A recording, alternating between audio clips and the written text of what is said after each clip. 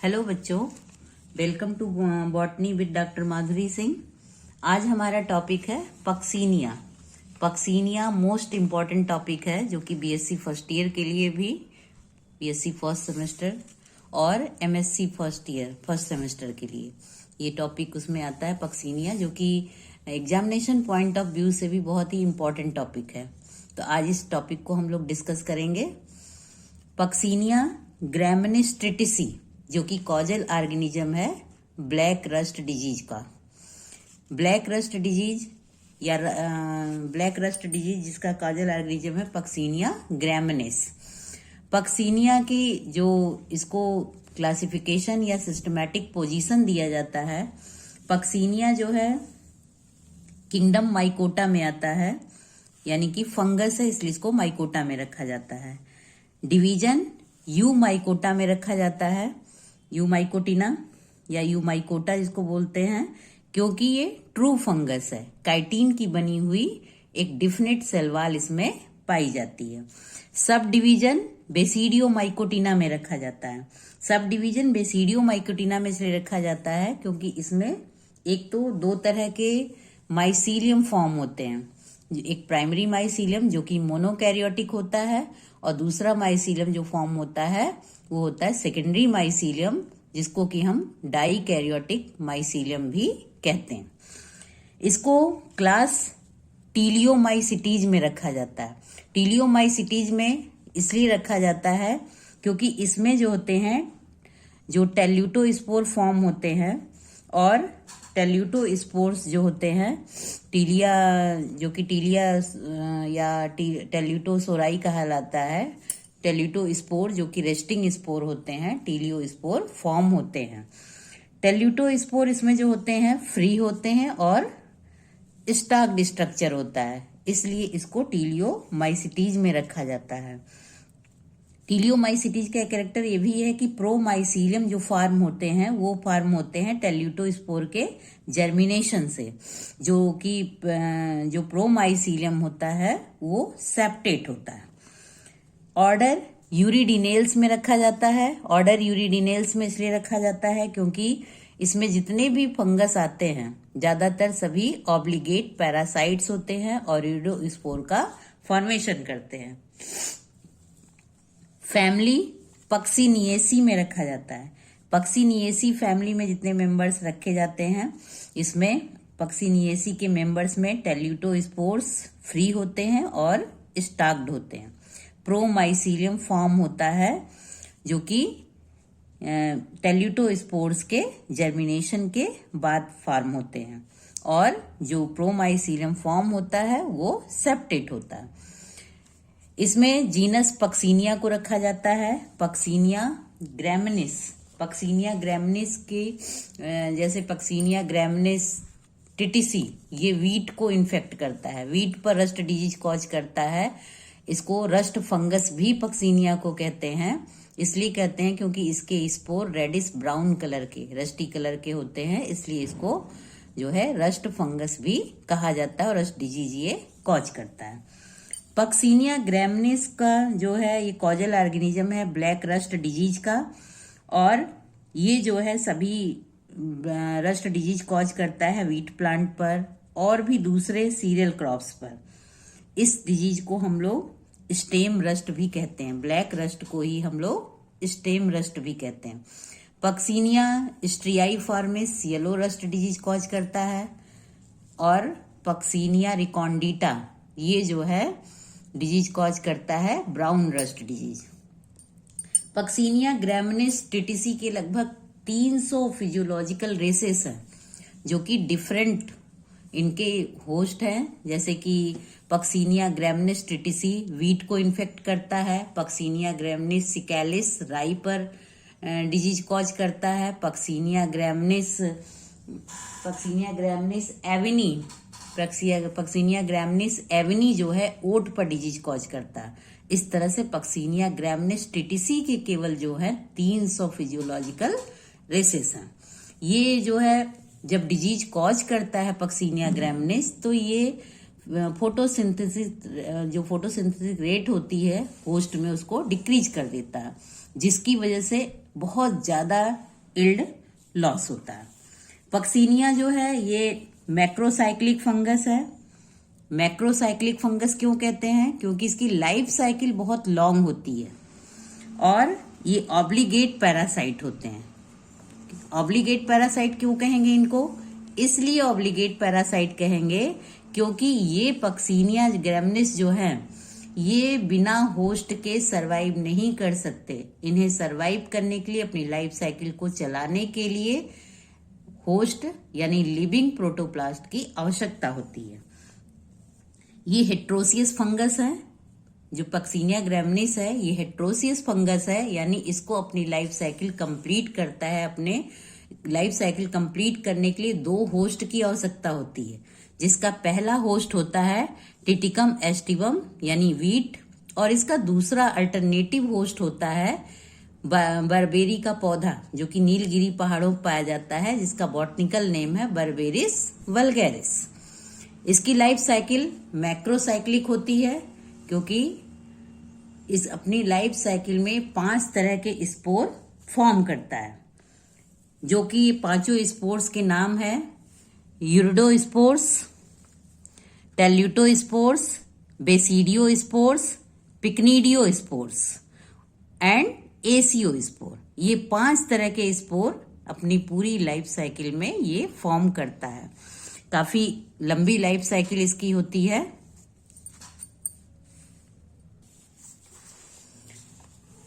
काफी लंबी इसकी लाइफ साइकिल होती है। इसमें प्राइमरी और अल्टरनेटिव होस्ट पर मिलाकर ये अपनी पूरी लाइफ साइकिल कंप्लीट करता है। प्राइमरी होस्ट जो कि वीट का प्लांट होता है, जिसको कि टिटिकम एस्टिवम बॉटनिकल नेम है, उस पर ये जो अपनी लाइफ साइकिल का 2 स्टेज कंप्लीट करता है, यूरिडोस्पोर स्टेज और टेल्यूटोस्पोर स्टेज, जो कि दोनों ही तरह के स्पोर्स बाई न्यूक्लिएट होते हैं, जो कि प्राइमरी होस्ट पर करते हैं। तीसरा स्पोर्स होता है इनका बेसिडियोस्पोर स्टेज, और इसके बाद ये अपने बाकी के जो स्पोर स्टेज होती है, जैसे पिक्निडियोस्पोर स्टेज और एसिडियोस्पोर स्टेज, ये अपने अल्टरनेट होस्ट जो कि बर्बेरिस वल्गैरिस पर कंप्लीट करता है। पहली लाइफ साइकिल जो कि stages of Puccinia ग्रामिनिस on wheat plant. Wheat plant पर पहला स्टेज जो होता है इसका यूरिडोस्पोर स्टेज होता है। यूरिडोस्पोर स्टेज इसकी लाइफ साइकिल का पहला स्टेज होता है, जो कि वीट प्लांट पर कंप्लीट करता है। ये जो डाइकैरियोटिक माइसीलियम से प्रोड्यूस्ड होते हैं। The dikaryotic mycelium is produced by the germination of aeciospores on wheat plant. ये जो है जब होस्ट के संपर्क में आते हैं तो स्टोमेटा के द्वारा एंटर करते हैं और अंदर एंटर करके इंटरसेलुलर स्पेसेस में माइसीलियम डेवलप करते हैं। फिर टिश्यूज के, लीफ के टिश्यूज, स्टेम्स, ग्लूम्स पर ये जा करके जो है इंटरसेलुलर स्पेसेस में माइसीलियम पूरी तरह से डेवलप कर लेते हैं। ये जो यूरिडोस्पोर्स होते हैं ये बाई न्यूक्लिएट होते हैं। बाई न्यूक्लिएट यूरिडोस्पोर्स होते हैं, जो कि बाई न्यूक्लिएट यूरिडोस्पोर डेवलप होते हैं डाइकैरियोटिक इरेक्ट हाइफा के टिप पर ये डेवलप होते हैं, और बहुत सारे स्पोर्स जो हैं ग्रुप में डेवलप करते हैं इरेक्ट हाइफा के टिप पर, जिनको कि हम यूरिडोस्पोर्स कहते हैं। और ये हाइफा से डाइकैरियोटिक हाइफा डाइकैरियोटिक माइसीलियम से डेवलप होते हैं और उनकी टिप पर डेवलप होते हैं।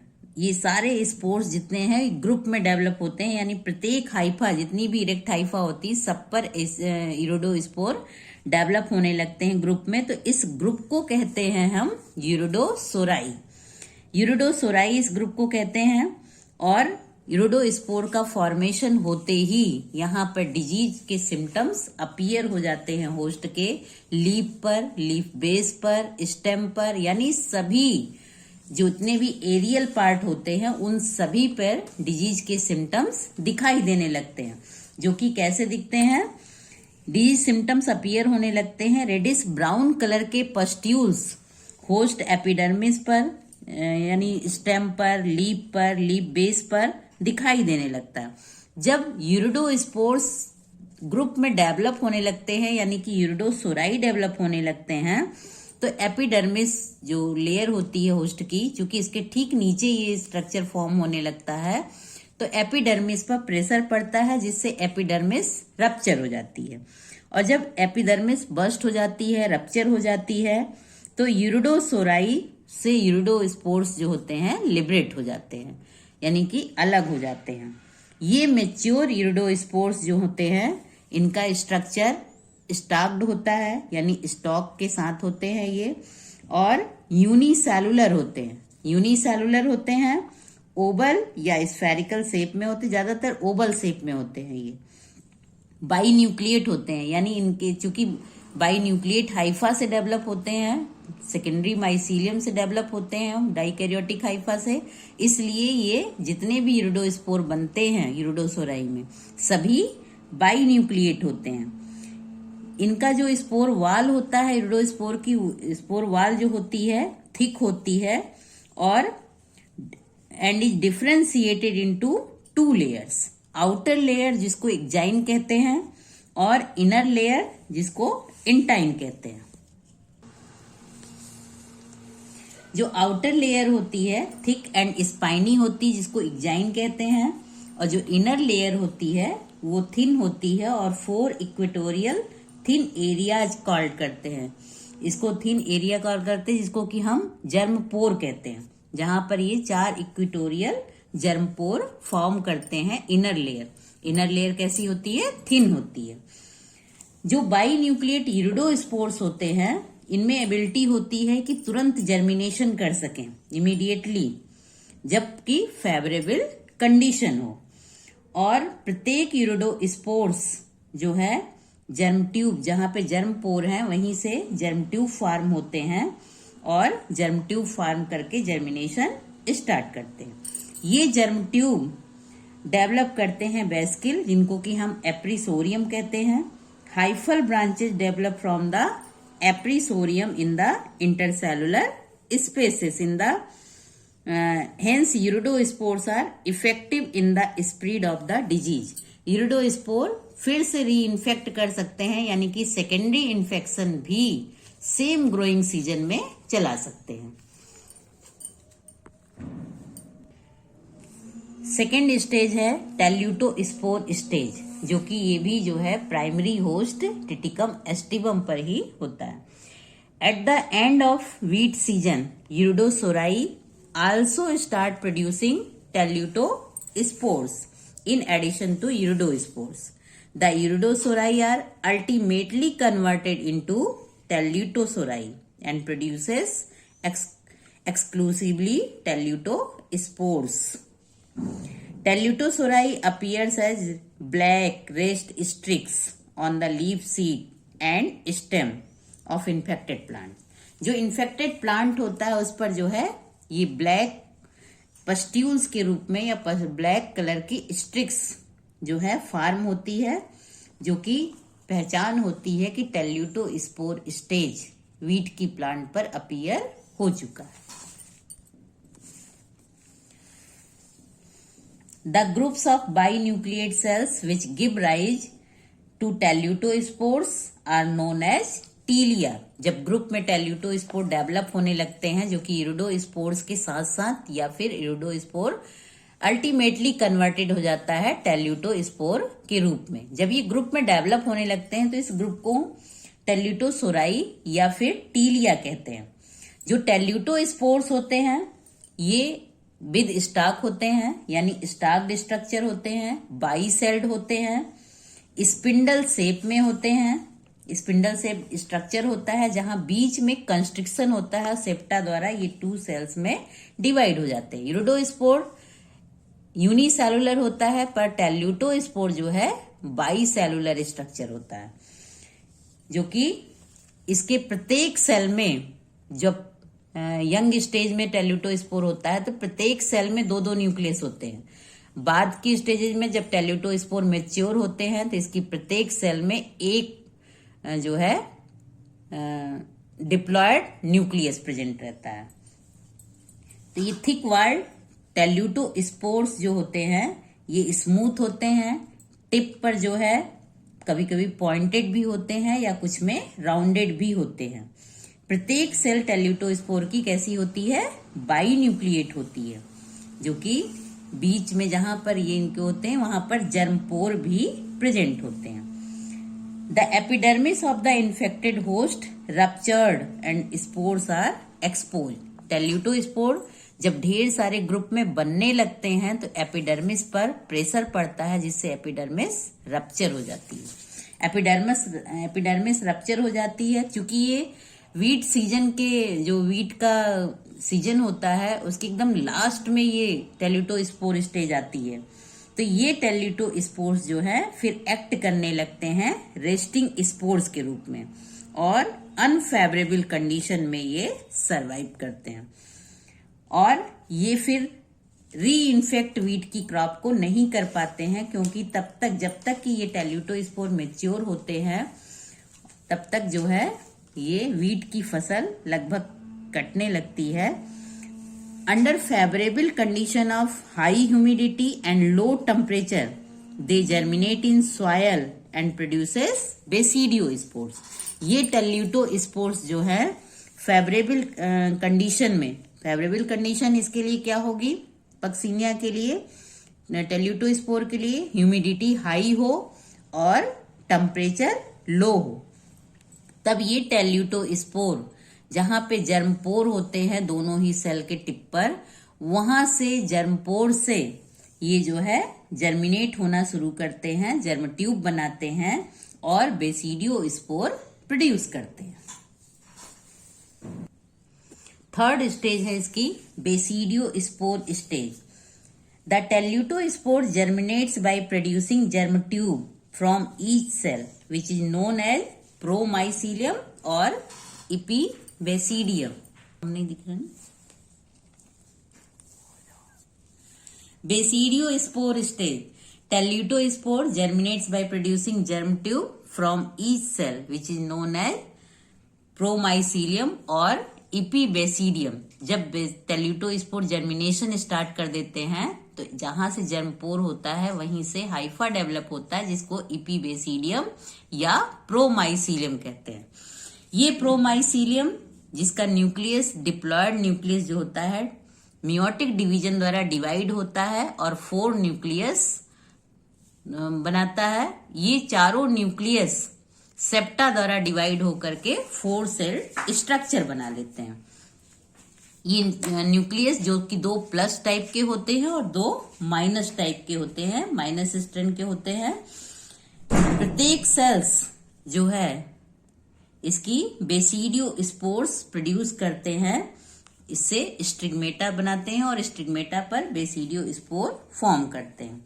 4 basidiospores are thus formed on each promycelium, 2 of plus and 2 of minus strands. Besidiospores are unicellular and thin-walled structures, each with haploid nucleus. They can germinate only on leaves of alternate host Berberis vulgaris. Barberry की जो buses होती हैं उनको ये infect करते हैं। जो basidiospore होते हैं, जो जर्मिनेशन तो इनका सॉयल में होता है टेल्यूटोस्पोर से। टेल्यूटोस्पोर जर्म ट्यूब फॉर्म करते हैं, जर्म ट्यूब इपीबेसिडियम बनाता है। टेल्यूटोस्पोर का जो डिप्लॉयड न्यूक्लियस होता है ये इपीबेसिडियम यानी बेसिडियम में जाता है और यहाँ पर ये मियोटिकली डिवाइड होकर के 4 न्यूक्लियस बनाता है, जिसमें से 2 प्लस स्ट्रेन के होते हैं और 2 न्यूक्लियस माइनस स्ट्रेन के होते हैं, और ये सेप्टा द्वारा डिवाइड होकर के 4 सेल स्ट्रक्चर बना लेते हैं। प्रत्येक सेल से एक एक फाइन स्टिग्मेटा निकलता है, जिसके टिप पर जो है बेसिडियोस्पोर फॉर्म होते हैं। ये बेसिडियोस्पोर स्मॉल होते हैं, राउंड शेप में या स्फेरिकल शेप में होते हैं और यूनिन्यूक्लिएट होते हैं। ये बेसिडियोस्पोर अब वीट की प्लांट को तो इन्फेक्ट नहीं कर सकते, क्योंकि तब तक मैदानी क्षेत्रों में वीट की क्रॉप कट चुकी होती है। अब इनको जो है ये जो पहाड़ों पर पाए जाने वाला बारबेरी का पौधा होता है, बारबेरी के पौधे, बारबेरी बुसेस पर जा करके ये इन्फेक्शन क्रिएट करते हैं। आज का लेक्चर यहीं तक। आज के वीडियो में जो भी अगर आपको दिक्कत हो, इस टॉपिक से संबंधित किसी भी तरह की आपको प्रॉब्लम हो, तो आप जो है कमेंट सेक्शन में पूछ सकते हैं, बता सकते हैं। Please like, share and subscribe. Thank you.